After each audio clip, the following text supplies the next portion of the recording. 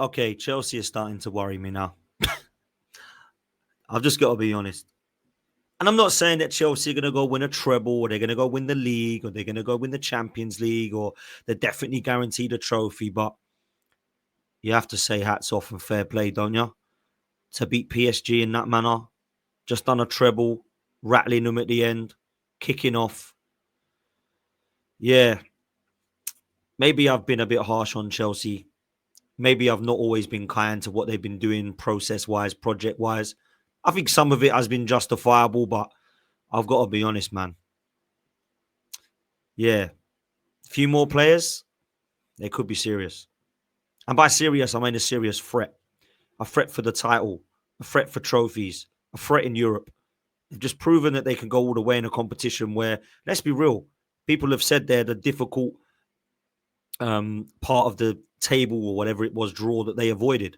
They got the Brazilian teams and some of the Saudi Arabian teams, and they managed to go and do the job. You can only beat what's in front of you. But for me, it weren't really who they beat and how they beat them. It's actually some of the play.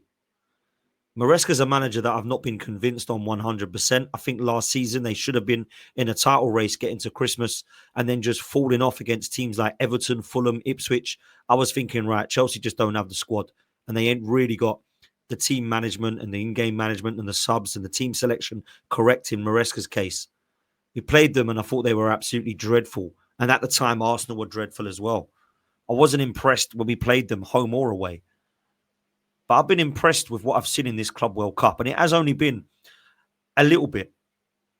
The only games I managed to see actually were the Chelsea ones in terms of through minute 0 to 90.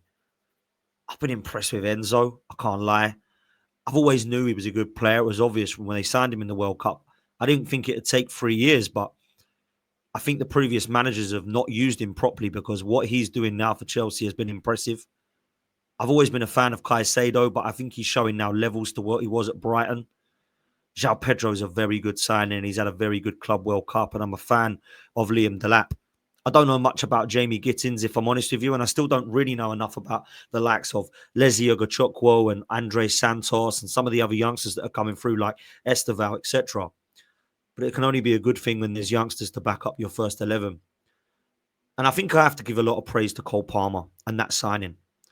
Because that signing for me has gone under the radar. People were looking at 40 million being a bit of a waste of money, being a real risk. It's a risk that's well paid off because 40 million pounds isn't actually a lot of money. Because we sold Oxlade Chamberlain for 40 million. We sold Nwobi for 40 million. I think we sold Joe Willock for 35.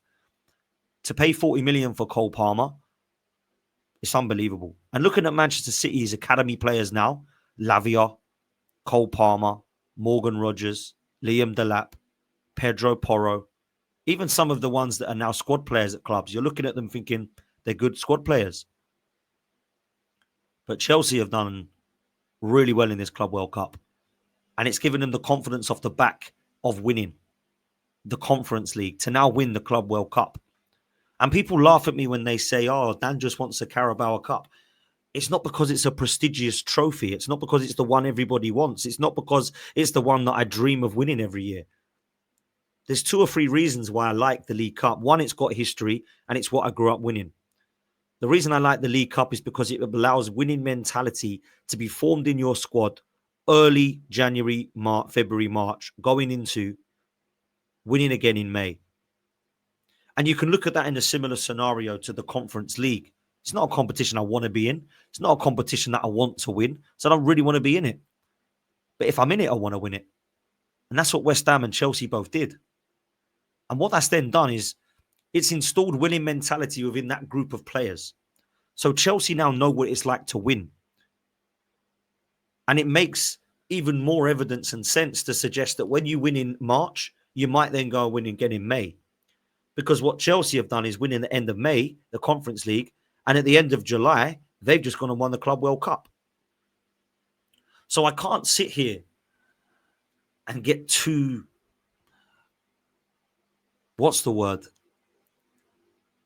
too down on what Chelsea are doing. Because as much as I don't agree that you should spend over £1 billion and your squad still look that much of a mess at times and many holes and gaps and puzzles of the pieces needed, I do believe that with a couple more signings, Chelsea could be serious. Now, those signings have to come in this window for them to be serious this coming season. They do need a world-class goalkeeper. They do need a world-class centre-half. I still think they need another left winger that's going to absolutely take them to the next level. But they've got pretty much everything else. They've got cover at right back. Gusto covers Reece James when he's injured. Cucurella at left back. They might need another left back cover. Another centre back. They've got Tosin and Shalaba, who are fine as cover. Colwell, they seem to like as a first teamer. I believe potentially they need a new centre half pairing with Colwell as cover, but he looks to have been doing well of late. Fofana's too injury prone, so they need to look at replacing him. But the trio of Lavia, Caicedo, and Enzo, you can add Palmer into the 10 role as well. That's a midfield that can compete with anybody. Then you've got the front three. I'm a fan of Pedro Neto. Everybody knows this. Everybody knows I'm a huge fan of Pedro Neto and think although he's had a bit of a poor season and a poor start to his Chelsea career, with a new striker and attack in mind, which is what they're looking to do, I actually think Pedro Neto will ball next season. Gittins is a young prospect. He's a project player. It's not one I know much about, but I hear good things about him. He scored 8 goals for Dortmund. João Pedro got 10 for Brighton and Delap got 12 for Ipswich. That means that goals by committee at Chelsea is something they're going to have to do because they're not reliant on Cole Palmer. The chances they create, Jackson has missed. Madueke, ironically, missed some chances. So what they've done is upgraded on them with João Pedro and Delap. And I think they're going to bring more in. They've got 120 mil. They've just won from the Club World Cup. They've got money that they've sold from players like Madueke is one, but they're selling other players as well. Jackson's available. Yeah, they could be serious. Now, what Chelsea need to do now, and I hope they don't do this as an Arsenal fan, is they need to go and buy players that can win them stuff now. No more kids that could be great like Esteval. No more Andre Santoses. They've got to go and get proper players. If they had a window that looks similar to Michael Magnon in goal, looks similar to Mark Guehi at centre-back, with Rodrigo at left wing, and maybe they'll go all out for Osimhen now they've won the Club World Cup, I think everybody would look at Chelsea and say they were serious. And there's no reason why they couldn't go and win the title or they couldn't go and win the Champions League with those players. There's no reason. I wouldn't be shocked. I wouldn't look at it and go, wow. But I would be shocked if they won the league with Jamie Gittins on the left and João Pedro up top and Liam Delap. Because it's a great attack. It's good, but it's not elite level. And that's where I think Chelsea are being let down. So I think their next signings need to be big players. They can't go and stick with Sanchez in goal. They can't stick with the Fofana not getting injured and putting Colwell next to him and hoping Fofana can stay fit for the season. They can't rely on the left winger of Jamie Gittins to be a young player to get him across the line. And they can't rely just on Liam Delap and João Pedro to be the kind of duo that's going to take them across the line. But if they want a title race, they need goals by committee. In 22-23, Arsenal went for a title race out of nowhere. Found themselves 8 points clear. Why? I'll tell you why. Because they were in a scenario where Jesus had hit 10 goals before he got injured. Saka got 15, Ødegaard got 15, and Martinelli got 15. If they can get between 10 to 15 goals each from Palmer, Delap, João Pedro, Pedro Neto, and Jamie Gittins, Chelsea have a chance of being in a title race. Because they haven't got that prolific vocal point up front. They haven't got that Haaland. They don't have now what we have in a Victor Gyökeres. They don't have that player that they go to in Alexander Isak. They've got to get goals by committee, Chelsea. And they've got to get the balance of their midfield right. Is it going to be Lavia, Caicedo, and Enzo? Is it going to be Caicedo, Enzo, and Palmer? They've got options there. I think both are actually fairly balanced. What are they going to go with? Be interesting to see. They can rotate lots of games. So what Chelsea are doing, I feel like they've finally woken up. Where I'll know where they've finally woken up is if those players come in that I've mentioned.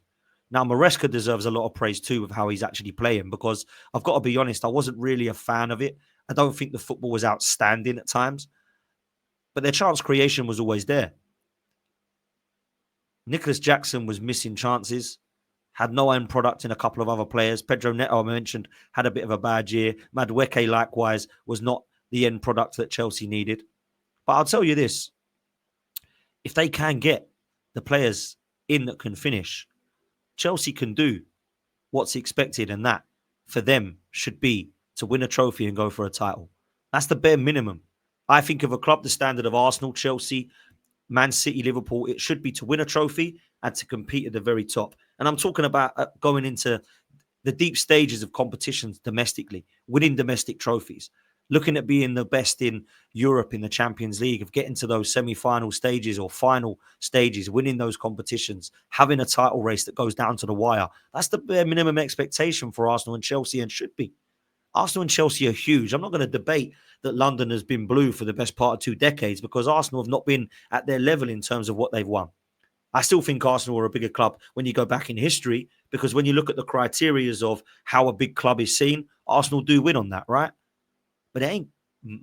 It's close. It ain't a mountain between us, and I don't think there's miles between us this season either.